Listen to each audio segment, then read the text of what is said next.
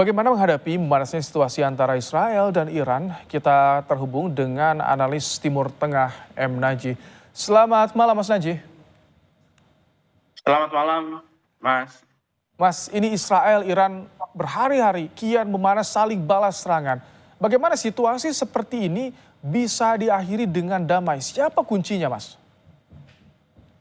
Iya, saya kira ini adalah situasi yang memprihatinkan ya, bagaimana konflik di berbagai wilayah ini tidak berkesudahan, terutama di wilayah Timur Tengah ya. Jadi saya kira hal yang perlu revitalisasi kembali adalah tata kelola atau sistem tata kelola internasional ya. Kita melihat bagaimana lembaga-lembaga internasional tidak menjalankan perannya dalam hal ini, sehingga masing-masing negara bergerak sendiri-sendiri ya. Tentu ada beberapa negara kunci saya kira yang bisa bertindak dalam perannya sebagai mediator ya. Misalnya di pihak Iran ada Rusia, kemudian China begitu, kemudian di pihak Israel ini adalah ada negara-negara Eropa dan Amerika. Jadi kita sangat berharap bahwa Amerika, Eropa memainkan kuncinya dalam hal ini agar bisa bersikap secara rasional dan kemudian tidak membenarkan apapun yang dilakukan oleh Israel begitu ya. Oke. Tapi bagaimana dengan pernyataan dari Iran yang bilang ini negosiasi dengan Barat soal nuklir sudah tidak rasional dengan adanya agresi oleh Israel? Apakah ini artinya akan sulit untuk diakhiri, Mas Naji? Iya, sejauh ini memang belum ada titik kapan perang akan segera berakhir ya. Meskipun segala upaya harus dilakukan untuk menyelesaikan perang ini ya. Saya kira memang gencatan senjata harus segera dilakukan dan persoalan harus dibawa ke dalam meja diplomatik ya gitu. Sehingga perang ini harus segera diakhiri saya kira, dan kembali lagi ke meja perundingan. Saya kira Iran akan sangat terbuka ketika Eropa bisa Amerika ya bisa menjaga objektivitasnya gitu. Saya kira itu. Tapi malah meminta warga Teheran untuk mengungsi. Apakah ini bukannya memperkeruh, Mas Naji? Tadi Donald Trump kita simak bersama. Itu yang disayangkan saya kira ya, karena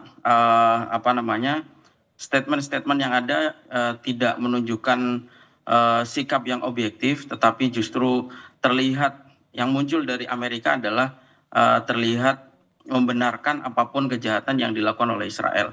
Padahal bagaimanapun serangan Israel terhadap Iran ini jelas-jelas melanggar hukum internasional.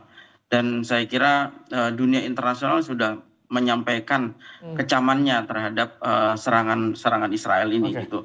Karena ini jelas akan berdampak sangat luas gitu. Nah, dampaknya apa? Dampak yang bisa dirasakan terutama untuk Indonesia nih, Mas Naji. Yang jelas dampaknya ini akan sangat luas. Pertama, memperparah ya instabilitas di Timur Tengah, bahkan global. Apalagi kalau Iran sampai menutup Selat Hormuz, itu artinya minyak dunia akan melonjak dengan tajam dan akan terjadi inflasi global yang tentu akan berdampak ke Indonesia gitu. Eskalasi perang juga mungkin akan semakin meluas ketika ini tidak dihentikan ya. Mungkin akan semakin banyak aktor yang terlibat di dalam peperangan ini.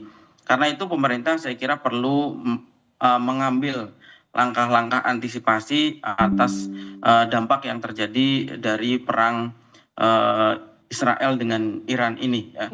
Dari mulai kenaikan harga minyak ini yang sudah bisa kita lihat pada saat ini, karena 20% suplai minyak dunia itu melewati Selat Hormuz ini ya. Lalu kemudian juga bagaimana kita bisa memainkan Indonesia bisa memainkan peran diplomasi untuk menghentikan konflik ini, karena dampaknya bisa kemana-mana ya. Tentu ketika minyak dunia akan naik, tentu subsidi juga akan naik, akan semakin membebani anggaran, dan kemudian juga mata rantai pasok pangan juga akan ikut terdampak, dan itu akan membuat harga pangan semakin tinggi, kemudian inflasi akan semakin merata gitu. Saya kira itu adalah hal-hal yang harus diantisipasi oleh pemerintah Indonesia dalam hal ini. Peran Tentu diplomatisnya seperti apa Mas Naji? Apakah bisa ada pendekatan langsung pada Teheran atau melalui forum tingkat tinggi?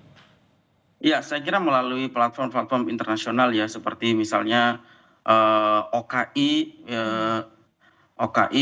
negara organisasi konferensi Islam ya, lalu kemudian juga ada beberapa lembaga-lembaga internasional, tentu juga di PBB ini juga harus terus disuarakan ya, gitu, karena supaya ya memang harus bahu membahu semua negara. Jadi kita melihat bahwa perang ini kan sebetulnya sudah melibatkan banyak negara ya. Misalnya dan dulu agak bisa direm ketika Suriah masih menjadi sekutu Iran misalnya ya. Tetapi transisi politik di Suriah saat ini itu memudahkan Israel untuk menyerang Iran. Negara-negara Arab sendiri saat ini ya bisa kita bilang lebih berpihak kepada Israel, misalnya Mesir ya, kemudian Yordania, Suriah, yang mengizinkan wilayah udara mereka untuk dilintasi roket-roket atau serangan-serangan militer Israel. Di sisi lain ketika ada serangan balasan dari Iran, banyak roket-roket Iran ini dijatuhkan di wilayah Yordania dan juga Suriah. Ini saya kira karena ini sudah semakin kompleks ya, melibatkan banyak negara, sehingga mau tidak mau memang harus ada mekanisme internasional untuk segera menghentikan konflik ini. Dan saya kira Indonesia punya peran yang suara yang penting ya, seharusnya. Ini bisa yang segera bisa dilakukan tidak? Karena ini udah 4 hari tapi eskalasinya begitu tinggi. Bisa segera dilakukan tidak untuk meredam kedua negara?